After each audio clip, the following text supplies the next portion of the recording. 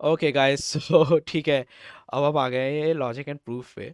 तो सबसे पहले लॉजिक एंड प्रूफ में है ना, हम समझते हैं कि है क्या, क्यों इतना इम्पोर्टेंट है। और मैं यार ये क्यों चालू कर रहा था, लोग चालू करते हैं आपके एसिम्प्टोटिक एनालिसिस या उससे चालू करेंगे, बट इससे हम क्यों चालू कर रहे हैं, था ऐसा क्या हो रहा है कि हम इससे चालू कर रहे हैं, ठीक है ना। तो यहाँ से क्या है ना कि कई सारे लिंक्स आपको जब इनिशियल वे में मिल जाएंगे ना, तो उसका बेनिफिट ये होगा कि आगे जितना भी प्रोग्रामिंग का पार्ट, डेटा स्ट्रक्चर का पार्ट, एल्गोरिथम का पार्ट है, बहुत इजीली समझ में आने लगेगा, ठीक। तो वो देखते हैं। और सबसे पहले है ना, देखते हैं कि लॉजिक क्या है। लॉजिक क्या है ना यार, बेसिकली कुछ नहीं है लॉजिक। एक स्टेटमेंट होता है, बस बस बेसिकली एक स्टेटमेंट, मतलब प्रोपोजिशन कह देते हैं ये लोग भी। बट ये एक स्टेटमेंट है बस, जो कि डिक्लेरेटिव होगा। अब डिक्लेरेटिव का देखो ये क्या मीनिंग है, कि उसी बात, उसी सेंटेंस, उसी कथन में से है ना, वो सही या गलत है पता लग जाएगा एक बार को। तो सही या गलत से सेंस ये है कि किसी के पर्सपेक्टिव पे नहीं है वो। It's like a fact, it's like a thing, कि वो अभी करंट टाइम पीरियड तक तो ट्रू है एटलीस्ट, या फॉल्स है एटलीस्ट, ठीक है। तो जैसे कि आपको क्या होगा कि नई दिल्ली क्या है, भारत की राजधानी है, ये बात ट्रू है। जब तक चेंज नहीं हो रही तब तक तो है ही है, ठीक। 1+1=2, ये बात पता है सबको। बट एक पूरी अराउंड 300 पेजेस की है ना बुक लिखी हुई है, प्रिंसिपिया मैथमेटिका। मैं कहूँगा, इनकरेज करूँगा, सर्च करो, देखो जरा थोड़ा, बड़ी अमेजिंग है। अराउंड 300 पेजेस की बुक है। तो वो लॉजिक एंड प्रूफ है और कुछ नहीं है।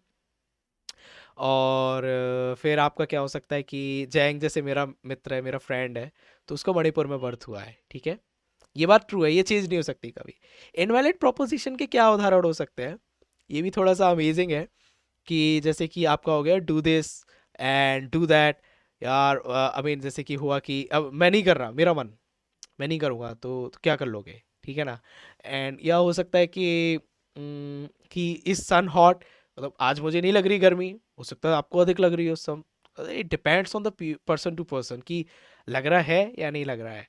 तो ये कुछ होते हैं इनवैलिड, मतलब ये थोड़ी डिपेंडेंसी आ जाती है, आप सही से कह नहीं सकते ट्रू या फॉल्स है, ठीक है ना। पर्सपेक्टिव पे डिपेंड कर रहा है, काफ़ी काफ़ी डिपेंड कर रहा है पर्सन टू पर्सन।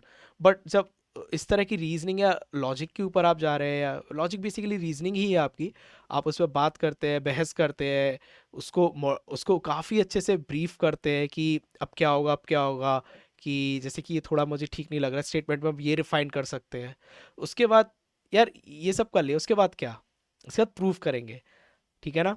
यदि प्रूव नहीं कर पाए तो त्यागी जैसी कंडीशन हो जाएगी, जैसे बस्सी और अब्दुल के केस में था ना। वो प्रूव नहीं कर पाए तो कोई फंसेगा। तो प्रूफ बड़ा इंपॉर्टेंट होता है उसके बाद, स्टेटमेंट के बाद, ठीक है ना। अब थोड़ा सा क्या है ना कि देखते हैं प्रेजेंटेशन की ओर। तो चलो यार ये हो गया। अब तुम्हारा एक स्टेटमेंट आ गया, अब उसके साथ क्या करें, ठीक। तो देखो यार, सबसे पहले चालू होता है ना कि आप नेगेशन से चालू करते हो, बहुत बेसिक है ये। इसका मैं उदाहरण तुम्हें बताता हूँ। जैसे कि तुम्हारा फ्रेंड है, वो आया और उसने कोई बात कही, ठीक है। तुम्हारे फ्रेंड ने आके बात कही कि यार क्या कहते हैं, जैसे कि फॉर एग्जांपल वो काफ़ी डिप्रेस या काफ़ी डाउन फील कर रहा है, उसने कि यार मुझे डाउन फील, तुमने कहा चल पागल है, कुछ नहीं होता ऐसा कुछ, चल मेरे साथ। तो आपने सबसे पहले खंडन किया उसका, आपने उसको नेगेट किया। या जैसे मैं अभी एग्जांपल लेता, अभी कल ही बात हो रही थी मेरी फ्रेंड पुष्कल से, मेरा है। तो वो क्लाउड में कुछ काम कर रहा था, वीपीसी और उससे रिलेटेड था, कहीं स्टक हो गया था। तो असला यार नहीं ऐसा कुछ नहीं, इतना कोई टेढ़ा काम नहीं है, देख मैं बताता हूँ, थोड़ा सा हेल्प हो जाएगा तेरा भी। तो आज लाइक ठीक है, नेगेट किया।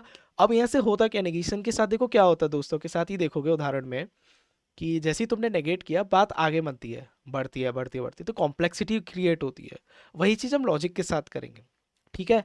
तो कॉम्प्लेक्सिटी को हम क्रिएट करेंगे slowly and slowly, with the very first beginning. यहाँ पे क्या है कि नेगेशन को लेके चले, उसके बाद जैसे कि आपके लैंग्वेजेस पे और चीज़ होता है एंड और, अभी आगे देखते हैं, ठीक। तो ये थोड़ा क्या ना प्रेजेंटेशन की हो रहा हो आगे। अब देखो यहाँ पे क्या है ना कि जैंग पहला एग्जांपल है, Zang is not a good PC gamer. Sorry, Zang is a good PC gamer. ठीक। उसका नेगेशन क्या होगा, नहीं है। वैसे डिपेंड करता है, वैसे देखा जाए है तो अच्छा, बट मैं कहूँगा कि नहीं है मेरे लिए तो। वो वाला ट्रूथ है, ठीक। तो नेगेशन का मीनिंग क्या होगा कि यदि पहला फॉल्स है तो अगला ट्रू हो जाएगा, और पहला ट्रू है तो उसको फॉल्स कर देगा। तो आपके दो, जैसे यहाँ पे अभी कह रहे हैं जैसे जैंग इज अ पीसी गेमर, जैसे आप लोग कह रहे हो, तो आपके लिए ये ट्रू है, मेरे लिए तो फॉल्स है भैया। मैं तो यही कहूँगा, मेरे लिए फॉल्स है। जैंग अच्छा गेमर नहीं है, मेरे से तो अच्छा नहीं है। बाकी आप लोग थोड़ा बहुत कुछ फनी देखना हो तो वैसे हमारे क्या कहते हैं, मेरे दूसरा चैनल है, देख सकते हो, like it's up to you. उसमें काफ़ी फनी फनी चीज़ें होती है मेरे और जैंग के बीच के, तो लाइक अप टू यू। सो ये आ गए truth table and negation and proposition. ये आपका सबसे पहला होता है बेसिक, आप नेगेट करते हो। अब क्या हुआ, नेगेशन जैसे मैंने बताया, तो बात आपकी बनती हुई चलती है आपके फ्रेंड्स के साथ, ठीक है ना। तो अब अंग्रेजी भाषा है, अपनी हिंदी में ही देख लोगे तो कनेक्टिविटीज़ करके होती है, ठीक है। कनेक्टिविटीज़ क्या होंगी कि स्टेटमेंट्स को जोड़ने के काम आएंगी। तो देखो हिंदी में क्या है, अथवा, एवं, और है हिंदी वाला और बोल रहा हूँ मैं, देवनागरी या भारतीय भाषा वाला और कह रहा हूँ। अथवा आपका एज अ और हो गया, इंग्लिश का एंड हो गया आई थिंक, एवं और ये हो गए आपके, ठीक है ना। तो इंग्लिश में क्या है कि इस अंग्रेजी भाषा में दो है बेसिकली, एंड और का क्या है कि दो प्रकार के हैं। एक तो थोड़ा होता है कि इंक्लूसिव और एक्सक्लूसिव, अभी मैं बताता हूँ क्या है ये, ठीक। तो अब देखो यार, गणित जैसी चीज़ है ना, गणित की बड़ी समस्या है कि हर चीज़ है ना इसमें सिंबल से प्रेजेंट करते हैं, ठीक। आप लिखते नहीं है, आपको लिखना नहीं है, अंग्रेजी भाषा नहीं है, लैंग्वेज नहीं है। मैथ्स अपने आप में एक लैंग्वेज जो कि सिंबल्स की लैंग्वेज है, सिंबल में चलता है सब, ठीक है ना। तो यहाँ पे भी सिंबल क्रिएट किए, कंजक्शन एंड डिसजंक्शन। ऊपर जा रहा है तीर तो एंड है, नीचे जा रहा है तीर तो और है, ठीक है। ध्यान में हो जाएगा करते करते, कुछ पढ़ा नहीं है। कंजक्शन यानी कंजंक्शन मीन्स जोड़ रहे हैं, डिसजंक्शन है डिस यानी अलग, ठीक। तो जंक्शन जंक्शन तो आप ऐसे समझ लो जैसे रेलवे जंक्शन होता है ना आपका स्टेशन, जंक्शन का मीनिंग ही होता है जोड़ने वाला। तो कंजक्शन है दो दो को उनको है ना कॉन्जुगेट कर रहे हैं, ठीक है ना।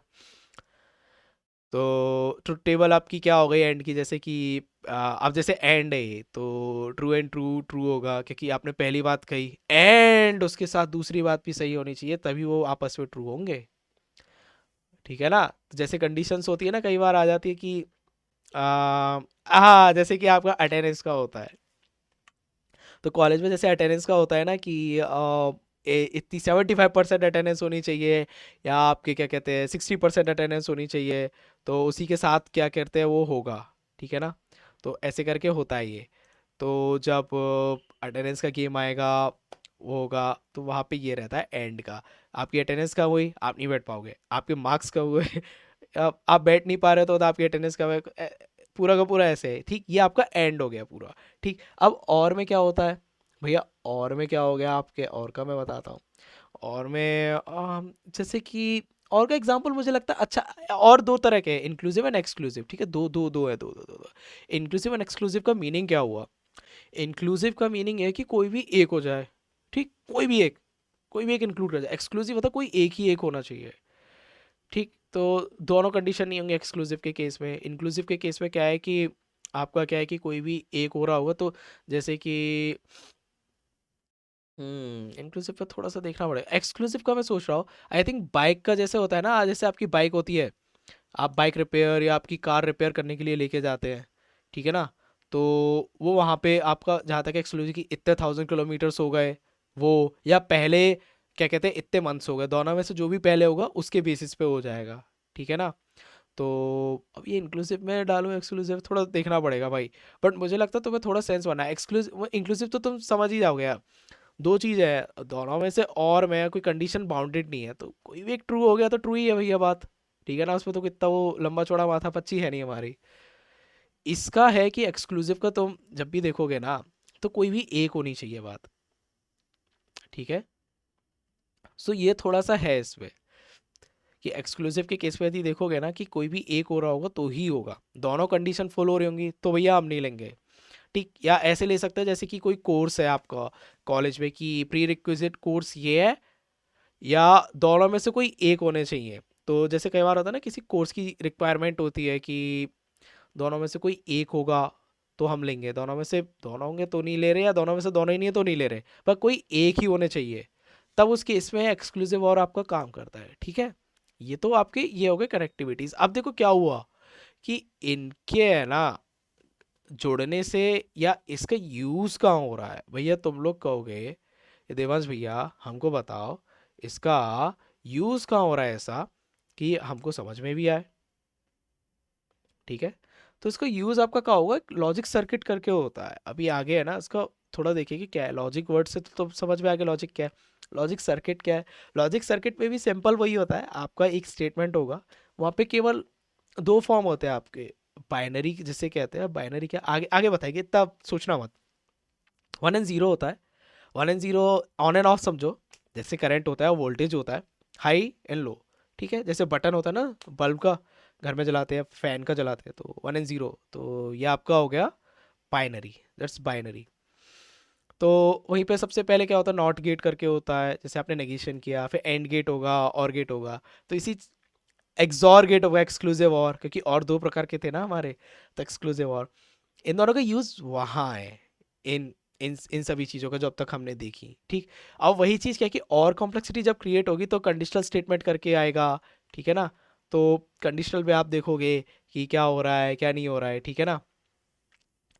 एंड लाइक कंडीशनल में कैसे जोड़ेंगे, तो कंडीशनल बेसिकली क्या होता है कि दूसरे की डिपेंडेंसी से पहला डिफाइन होगा।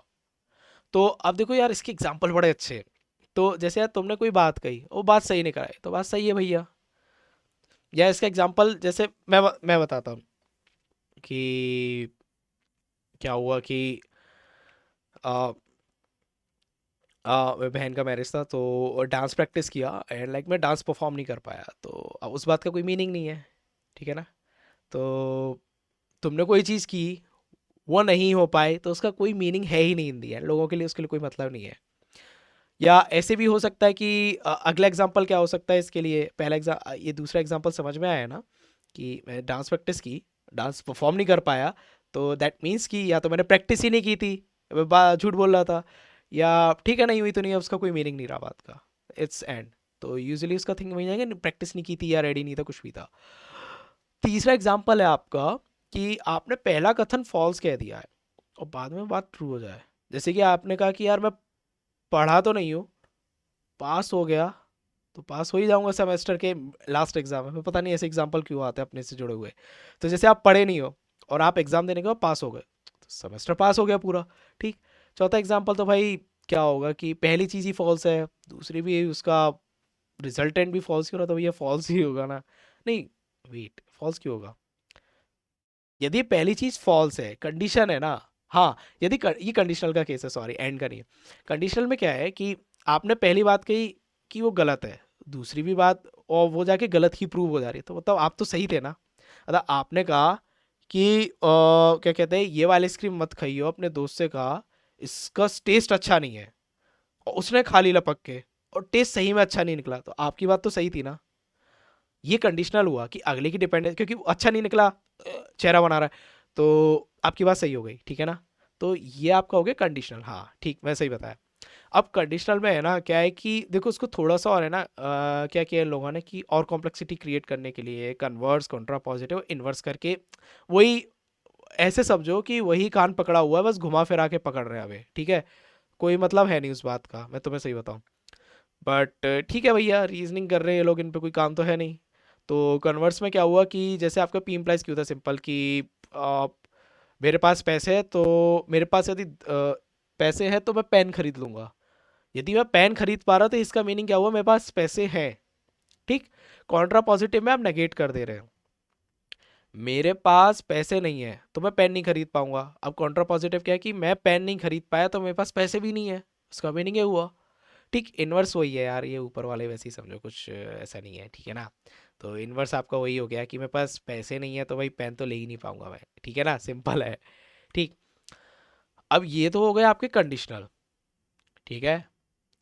कंडीशनल के बाद क्या आया, इनको थोड़ा और काटा, तो इन्होंने कहा कि भैया बाई कंडीशनल रख देते हैं अब ये चीज़ थोड़ी सी है अच्छी, इसमें क्या इफ़ एंड ओनली इफ़ करके है, इफ़ एंड ओनली इफ़, ठीक है। तो यहाँ पे क्या एकदम वो हो गया, तो जैसे कि क्या है कि अपने घर का ही एग्जांपल ले लो। तो मम्मी ने कहा कि भाई तू ये जब तक पढ़ नहीं लेगा और मुझे पढ़ के सुना नहीं देगा, जब तक तू खेलने नहीं जाएगा।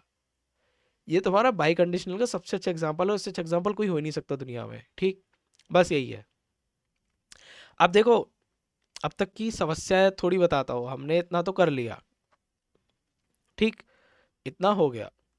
अब इस सब से है ना एक समस्याएं भी जनरेट हुई, और तुम्हारी समस्या आई कि मैथ्स में स्टेटमेंट तो लिखते नहीं है, ठीक, हर चीज़ वेरिएबल में होती है, और तुमने वेरिएबल भी क्रिएट कर लिए जब से एक्स आया, जब से तो प्रॉब्लम है ही सबकी लाइफ में मैथ्स में, जब से एक्स है।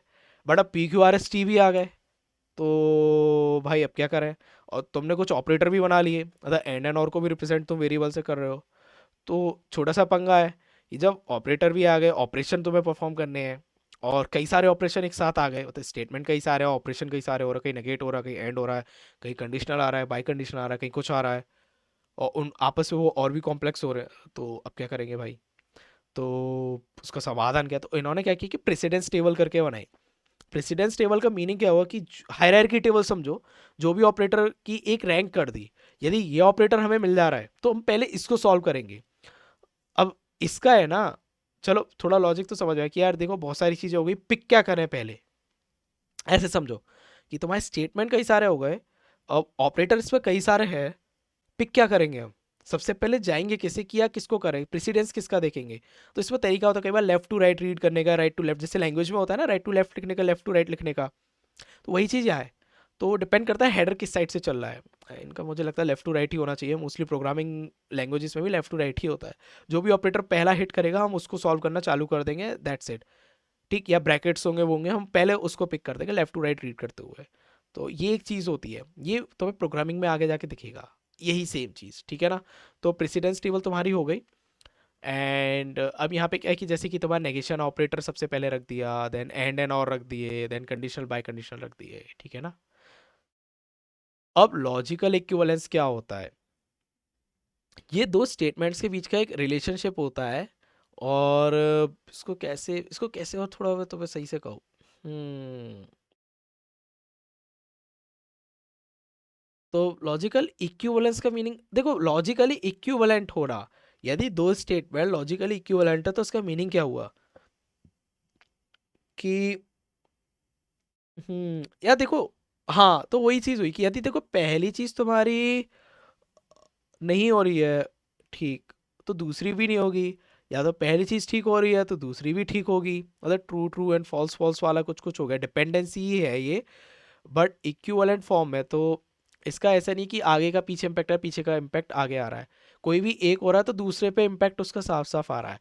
अरे यार, इसको ऐसे करके बताओ क्या? तो ऐसे समझो ओ गॉड, अब पता नहीं तुम लोग कितने रिलेशन में हो या नहीं, बट जैसे कॉलेज के कपल्स होते हैं ना, कोई एक का कुछ हुआ तो दूसरे का इम्पैक्ट तुम्हें क्लास में रूम में दिख रहा होता है ना, कि एक के साथ मतलब उसके आपस में कहीं उससे लड़ाई हो गई होगी, अब लड़की का भी चेहरा कुछ बना डोल रहा है कॉलेज में, लड़के का भी बना डोल रहा है, मतलब मैंने तो बहुत देखा है भाई ये ठीक, तो लॉजिकल इक्विवेलेंस का एग्जांपल हो गया ओ गॉड, मतलब क्या ही दिन थे यार। तो अब देखो आगे की ओर देखते हैं, ठीक है ना?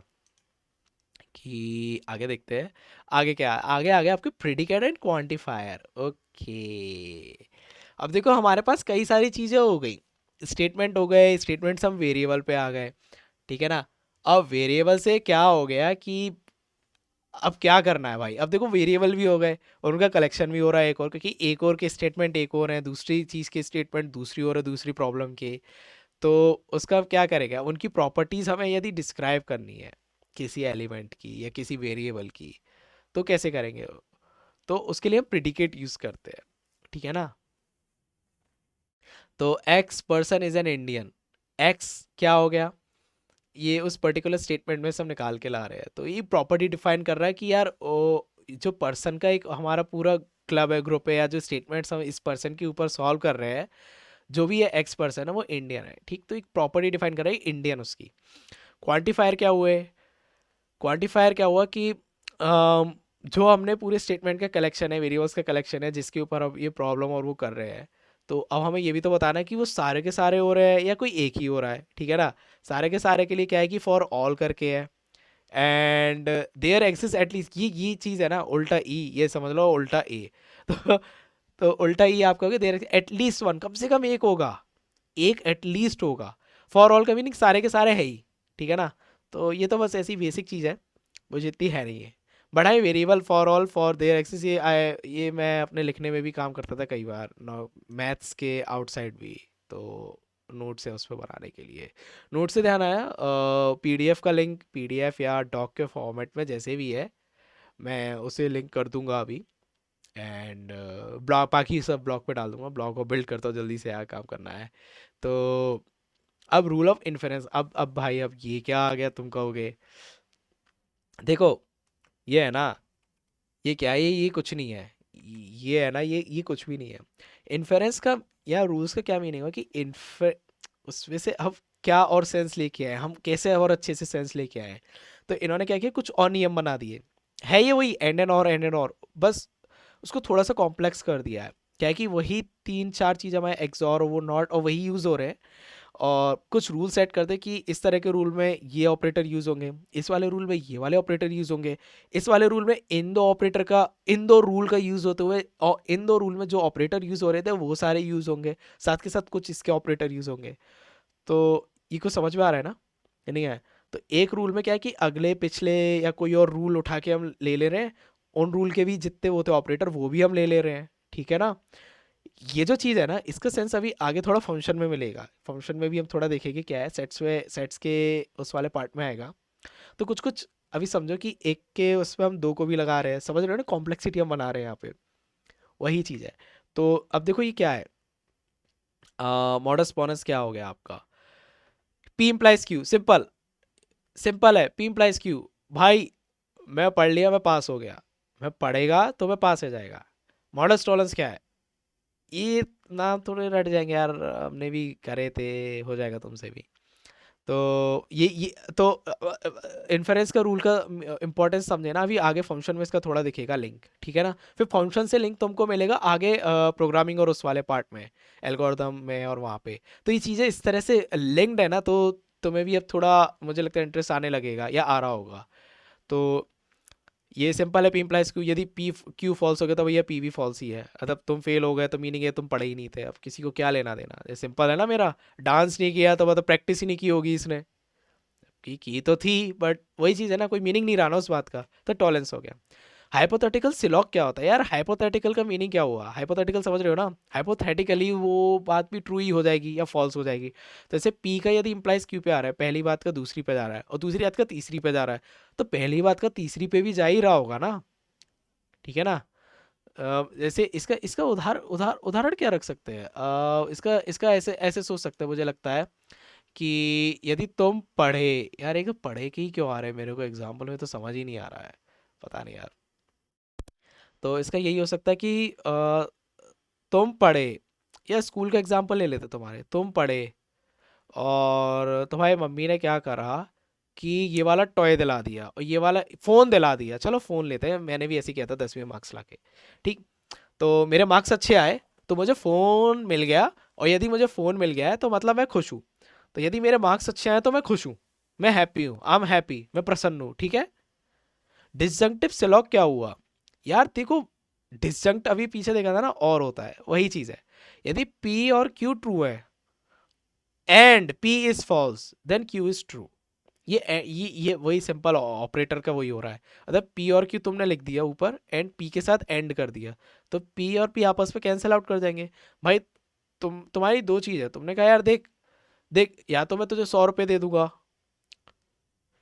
ठीक, या तू मुझे 100 रुपये दे देगा, ठीक। तुमने 100 रुपये नहीं दिए तो उसका मीनिंग क्या कि उसी ने 100 रुपये दी, तुम्हारे दोस्त ने, तुमने बेट लगाई होगी, ठीक है ना, बस वही चीज़ है। देखो इसको है ना, कंस्ट्रक्टिव डिलेमा को कैसे समझोगे कि पी इम्प्लाइज क्यू ये एक अलग कथन है, ठीक है ना, एंड आर इम्प्लाइज एस अलग है, ठीक है ना।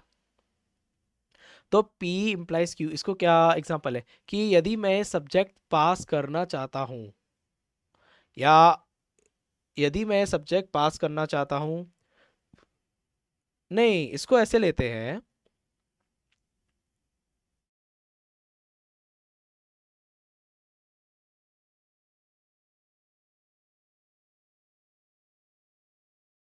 हाँ। देखो कंस्ट्रक्टिव डिलेमा का एग्जांपल क्या हो सकता है कि यदि मैं पढ़ूं तो मैं सब्जेक्ट पास कर लूंगा, और यदि मैं पास हो गया तो मैं हैप्पी हूँ। तो यदि मैं पढ़ूं और मैं पास हो गया तो मैं बहुत हैप्पी, एंड क्या कहते हैं, मैं पास हो ही जाऊंगा, दोनों चीज हो गई।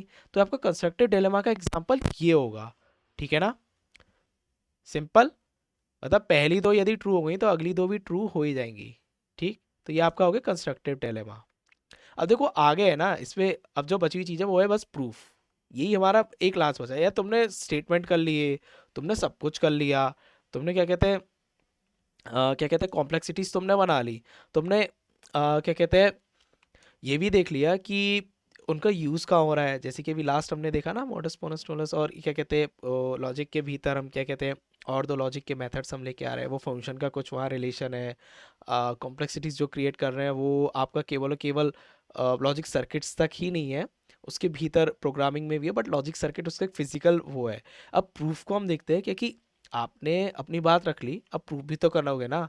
तो देखो प्रूफ में क्या है कि एक तो डायरेक्ट प्रूफ है, डायरेक्ट तो सिंपल समझ रहे हो, मतलब मैं क्या कहते हैं अच्छे मार्क्स लाना चाहता हूँ, मैं ये कर लिया तो अच्छे मार्क्स आ गए, ठीक है ना। या सिंपल एग्जांपल हो सकता है कि यदि टीचर ने होमवर्क मांगा, मैंने दिखा दिया, ये भाई ये रहा, लो देख लो, डायरेक्ट प्रूफ, ठीक है ना।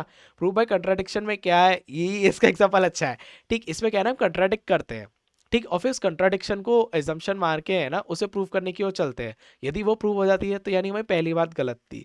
तो इसके लिए कैसे हो सकता है, या तो स्टूडेंट जो है वो ये डिनाई कर सकता है कि मैं लेट नहीं था क्लास के लिए, ठीक, बट फैकल्टी क्या है, जो लेक्चरर है वो उसने क्या किया, एविडेंस प्रूफ कर दिए। तो अब तुम क्या करोगे इस बात को उसने कंट्राडिक्ट कर दिया, तो अब तुम क्या करोगे कि कोई दूसरा एक्सप्लेनेशन दोगे, यदि वो मानता है तो ठीक है, नहीं मानता है तो ठीक है। तो वो था हमारे होता था, एचओडी थे ना हमारे, वो हेड काउंट करते थे जाके सीसीटीवी पे देख के कि पूरे हुए नहीं हुए। क्या दिन थे भाई। इंडक्शन क्या होता है कि स्टेटमेंट प्रूफ करने के लिए है ना, क्या होता है यहाँ पे कि नंबर के बेस पे होता है, यदि पहला नंबर ट्रू जा रहा है तो अगला भी ट्रू होगा। कैसे है इसका मीनिंग कि यदि मैं अपने ग्रेड्स या मार्क्स को कंटिन्यूसली इम्प्रूव करूँ, स्लोली स्लोली स्लोली ग्रेजुअली, तो उसका रिजल्ट ये होगा कि तुम्हारा इम्प्रूव आगे तक होगा। मतलब यदि पहला इम्प्रूवमेंट लाया तो अगला इम्प्रूव होगा ही होगा, मार्क्स रिजल्ट में इम्प्रूवमेंट तो आएगा। तुम्हारा पहला इंटीजर यदि पहला मार्क्स इम्प्रूव हुआ है तो prove by cases is a good thing. ये वही समझो त्यागी और वो वाला केस समझो। तो यहाँ पे क्या है ना कि तुम एक केस क्रिएट करते हो छोटे छोटे अलग अलग।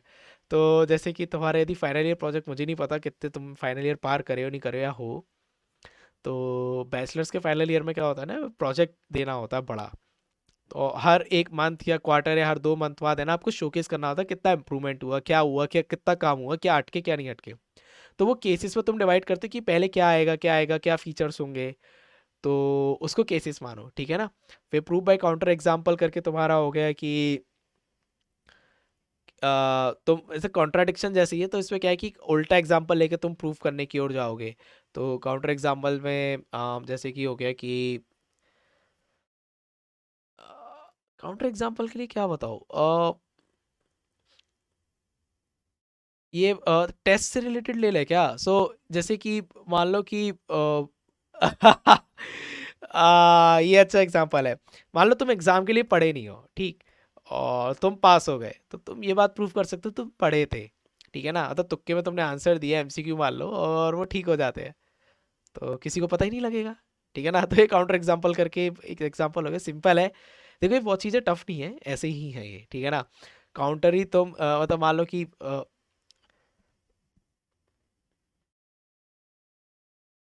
क्या कहते हैं, मतलब होता है, मेरे साथ भी हुआ कई बार कि मतलब मैं पास हो गया बिना पढ़े, तो होता है, तो वही काउंटर एग्जाम्पल ही है, ठीक। और सबको लगता है कि मैं पढ़ के आया था, जबकि नहीं है, उससे पूछ लिया नहीं आता। कॉन्ट्रा पॉजिटिव क्या होता है, हमने जैसे पीछे देखा था ना, तो जैसे कि कॉन्ट्रा पॉजिटिव क्या हो सकता है। हम्म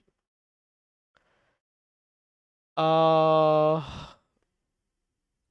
इसका एग्जाम्पल मैं बुक में लिख दूंगा, अच्छा रहेगा, तुम पढ़ोगे भी उस बहाने। अतः ये क्या होगा ना, तुम पीपीटी देख के निकल जाओगे और फिर कहोगे कि कुछ दिन बाद भूल जाओगे, ठीक है ना। मैं पढ़ने के लिए मैं उसमें ही डाल दूंगा, मैं हाँ मैं यही कर रहा हूँ, उसमें ही लिखूंगा ये, ठीक। मैं नहीं दे रहा यहाँ पे। इक्विवेलेंस का क्या कर सकते हैं, ये भी बुक में दूँ क्या। प्रूव बाय इक्विवेलेंस में ऐसे कर सकते हो, जैसे ग्रुप प्रेजेंटेशन होती थी ना हमारी, क्या कहते हैं, आई थिंक हाँ वो वाला एग्जाम, वो वाला एग्जाम्पल ले सकते हैं कि जैसे कि हमारी ग्रुप प्रेजेंटेशंस हुआ करती थी ना, सबके सब होते थे, बट होता क्या, या ग्रुप प्रोजेक्ट्स जैसे होते थे, तो तुम्हें पता है कि एक ही जना काम कर रहा होता है, तो इक्विवेलेंस आपको प्रूफ करनी होती है उसमें कि सभी ने इक्वली काम किया। तो वो वाला एग्जाम्पल मुझे लगता है अच्छा रहेगा इसके लिए, तो वो हम रख सकते हैं यार, ठीक है ना। तो भैया यही था डेटा स्ट्रक्चर और उससे जुड़ा हुआ, मुझे नहीं लगता इससे अधिक तुम्हें और कुछ चाहिए। ठीक लगी है तो ठीक है भैया, जाते हैं अगला, सेट्स एंड क्या कहते हैं, सेट थ्योरी फंक्शन और उससे कुछ जुड़े हुए पार्ट है, जल्दी जल्दी मैं रिकॉर्ड करता हूँ, अभी अंग्रेजी में और रिकॉर्ड कर लेता हूँ, तो वहीं पे देखते हैं, ठीक है ना? चलो भैया, बाय।